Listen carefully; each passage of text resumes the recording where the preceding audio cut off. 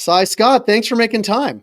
Yeah, thanks for having me, Jay. You and your team, I mean, I don't know if it was you and your team or you individually, you did the hard work of diving into, what was it, 40 plus thousand public comments made That's about right. rescheduling. Before we even get into some of the things you found, like, how do you go about doing that? Yeah. Technology. It's definitely the way to go. It would take a long time, and I'm not sure how the DEA, how they're planning on reviewing these comments and the platform where you could submit the comments. There's all sorts of federal agencies there, so I'm not sure, behind the scenes if it's one group or if they have to go and take those results and kind of review them individually. But recently, as everyone's well aware, there's been incredible leaps in generative AI, large language models, that really, I think, many people have experienced, can detect nuance, in text, right? Everyone's used Chat GPT, um, and just being able to pull information out. Not only can it write information, but it can tease out like the meaning of things. So we applied that technology to each one of the comments, um, which still took a little while with 42,000. It's pushing a lot of text at the large language models, but is really able to pull out a lot of the nuance of the comments. And really, we wanted to look at not just who's for a federal change or who's against, but those that are for federal change, are they there talking about rescheduling? Are they talking about descheduling? And we were able to pull that information out. So yeah, it was really a team effort, really leveraging the latest and greatest in large language model technology. And I think that's just something that wasn't possible just a year ago, maybe barely, with things like GPT-4. Could you do something at this scale and get this much nuance out of the comments? Yeah. And I want to talk about that nuance because you just hit the nail on the head, I think, is that there were, overwhelmingly positive, and you'll talk about sort of that about the decision to reschedule. But what struck me when I looked at sort of your analysis is that I guess the largest chunk was people who were saying deschedule cannabis. Yeah, absolutely. Very clear, right? There's, people specifically saying deschedule, people saying, it should never be, it shouldn't be illegal in the first place. And we would classify those as descheduling, not wanting it to be on the schedule at all. Um, yeah, and of those numbers, so the way it came out, we've got a great report on this, but 57% of the comments were for descheduling, and 35% for rescheduling, and 8% were keep it on the schedule, don't change it. But when you look at that ecosystem of like descheduling or rescheduling, as those that are pro change, that think cannabis legislation should be changed in some way, it's almost 2/3. I mean, there's like 62% of that pie when you just look at those that are for change, wanted complete descheduling. So it's pretty clear, that this measure, while I'm happy to see some progress, I know many people are happy to see some progress. I think the big takeaway is that most people want to see more progress. Not the biggest surprise, but how vocal people were about it, I think was pretty surprising. And then, really, when you think about, when it does get rescheduled, which it's I mean, it feels like it has to, based on kind of this volume of proponents here. 35%, of the people that left the comment said, yeah, reschedule it. So in the end, if it gets rescheduled, you're only looking at a third of the comments. A third of the people that left comments are going to be Right. happy. Right. Right.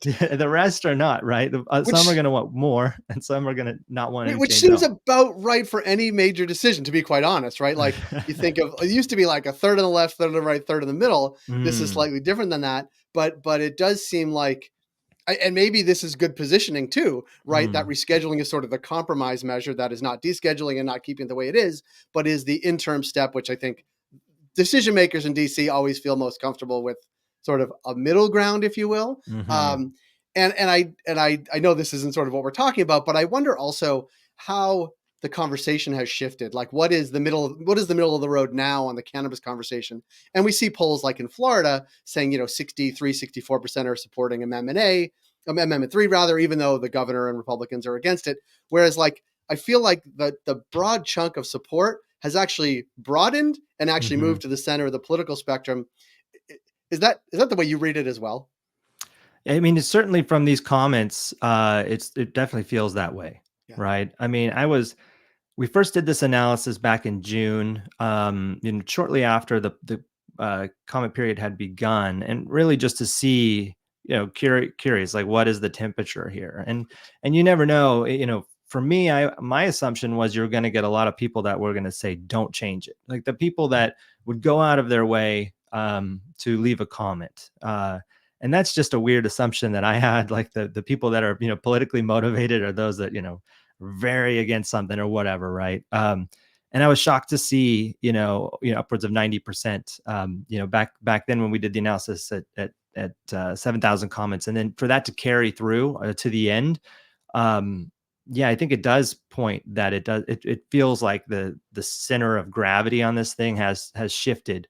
You can't chalk it up like 42,000, and so many are for some change that it's just kind of random, or like just the real loud kind of proponents. I mean, it had a mix of everything. That was another thing we did with the data. We distilled down the comments. So as we classified kind of with, are they pro descheduling, rescheduling, or no change, we also had it just take that comment and distill it down almost to like a tweet length. Like what is the core of this comment, and it was surprising to see so much variety, right? And I think that's another reason why you get so many people that are for it. I mean, there's people that are coming from the position of it's really helped them.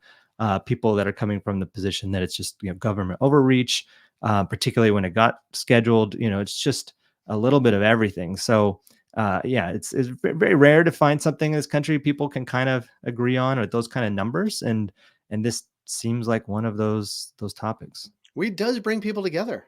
I know, surprisingly. It really does. I want to get to that because you said you did your first round at this in June, Hmm. and then we in our newsletter, we the day it was closing, there was like 30 something thousand, and then there was this huge influx at the end, and Hmm. certainly. I'm saying this in a positive way. There are a number of groups who actively sought people to respond to this, Yes, right. and to me, I think it's that sort of grassroots activism that we sometimes either overlook or underpeg, and I Mm. think this is a good jumping off point for more. Definitely, definitely. And that was another interesting kind of thing we noticed. You can see the form like comments in there where groups will say, hey, submit this text, we wrote it for you. Mhm. And you could see a little bit of that on the pro change camp and then against change camp. But really one of the interesting things we noticed was a few spikes. I think it was back in early, maybe it was like a week before the closing of the comments. There's a spike of like against, and we went and looked at some of the groups that are against any change, and looked at some of their social media at the time, and they did do like a coordinated push to say, hey, the voting period or the comment period is going to end in a week, please go and say this. So you'd see these spikes, but when you look at the pro comments, I think it didn't seem as clear. It's not like a huge spike of like forum comments coming in here. It's like more blended, so it just felt like more natural. And I don't know if that's because of the volume of comments that are pro, and because there's only 8% that were against it. Those spikes were really obvious when they came in, but it did feel like just kind of looking at it that maybe it's a lot of small organizations that are pushing people to do it. Certainly in the last day, I think that got really noisy, and people, everyone loves waiting to the last minute, right? So it's like, oh shit, I better get something in here. So I think that was part of it. But yeah, the forum comments, and we haven't done like a deep dive on it, which we certainly could like pull every comment that like kind of looks the same and like identify like where those patterns are, and then maybe tie them back to groups. But I don't know. It sounds like a lot of work, and That also sounds like a lot of work to me.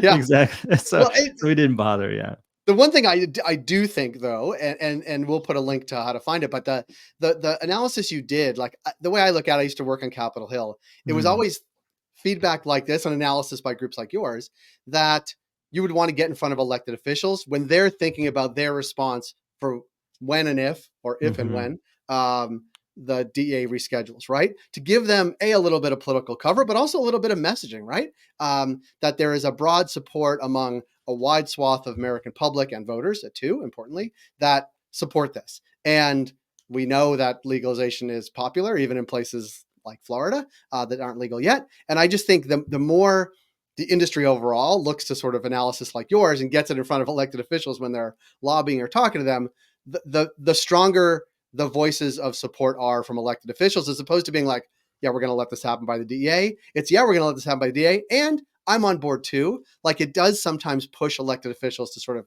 take that leap of support. And I'll put a link to how people can send it to their elected officials. But I think that's why work that you've done is important in this respect. No, I appreciate that, and then honestly, that was a big reason to do it.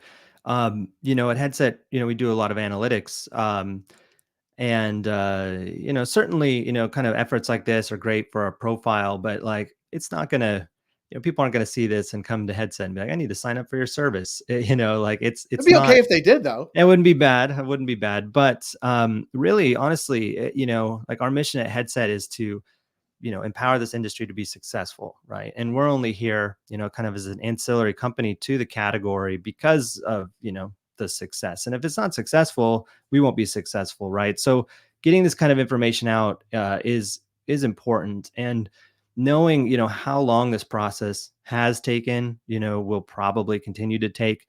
Um, we wanted to be pretty noisy about it. Like, we knew we could do this analysis. The analysis, it's great. It kind of landed in our favor, what we want, some change. So we thought, let's really get loud about it, and hopefully, what you're talking about happens, right? Where this stuff does get in front of elected officials, people running for office, and they realize, yeah, that this to come out, for cannabis, you're gonna really have a lot of support there, right? 8% of detractors, it's really a small It's percentage, like right? it's like a rounding error. Yeah. So yeah, and one of the things when we publish this, what's been so great is seeing the pickup out there. We're getting quite a bit of attention. It's getting referenced in some great locations like this, and that helps get the word out, right, for us and for the industry. And then hopefully, the DA, whatever process they're doing, it's like they're gonna have to hurry up, or they can't, come back and say, oh, we looked at the comments and like, did they, and how did they do it? And I think, anybody can do what we did, right? And you can, double check and validate and run the comments through the system yourself and see and come to the same conclusion. So I think the DA is going to, have to find that same answer quickly. Mhm. And by having all this kind of information out there, I think kind of helps with that. At least that's my assumption. So yeah, let's get this thing changed. I mean, I've been here for a long time in cannabis, and it's definitely time for some federal change. I agree with that, Sai. Thank you so much for making time. Thank you for the analysis that you and your team did on the comment period, and we'll talk to you soon. Sounds good. Thanks, Jay.